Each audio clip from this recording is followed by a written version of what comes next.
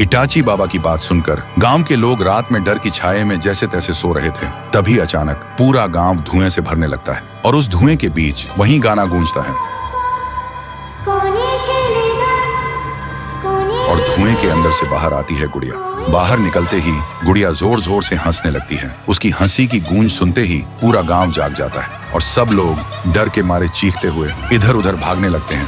तभी इटाची बाबा गुड़िया के सामने आता है और चीख कर बोलता है, चली जा यहाँ से, नहीं तो ये तेरा आखिरी रात होगा। गुड़िया हंसती है और कहती है, दम है तो रोक के दिखा, और बड़ी होने लगती है।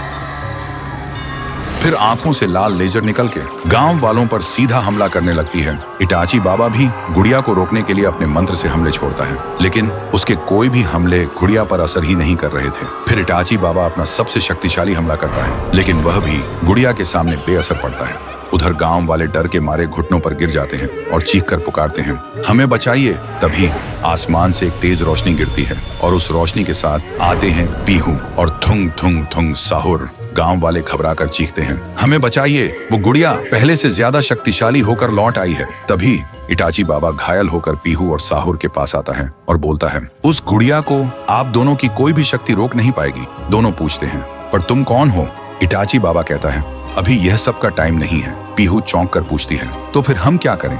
इटाची बाबा कहता है, उसे मिटाने के लिए हमें वहीं जाना होगा जहां से उसका जन्म हुआ था। साहुर गुस्से से बोलता है, बताओ कहां जाना है? इटाची दोनों की आंखों में देखकर बोलता है, आप लोग गुड़िया को उलझा के रखिए, मैं वहां जा रहा हूँ। फिर इटाची बाबा मंत्रों से एक पोर्टल खोलता है और पोर्टल के अंदर चले जाते हैं।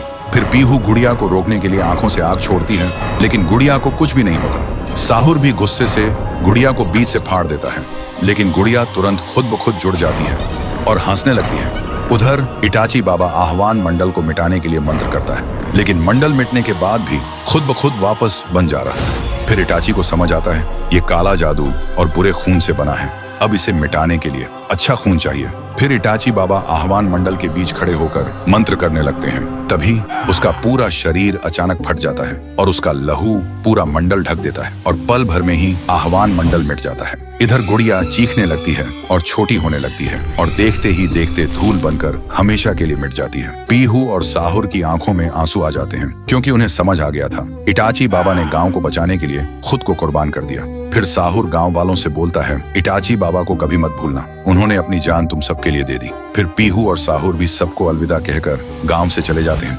कुछ साल बाद गांव वालों ने इटाची बाबा की याद में एक बड़ी सी मूर्ति गांव के बीचों बीच खड़ी कर दी, क्योंकि गुड़िया को मिटाने के बाद शांतिपुर फिर से पहले जैसा सुकून भरा गांव बन गया था।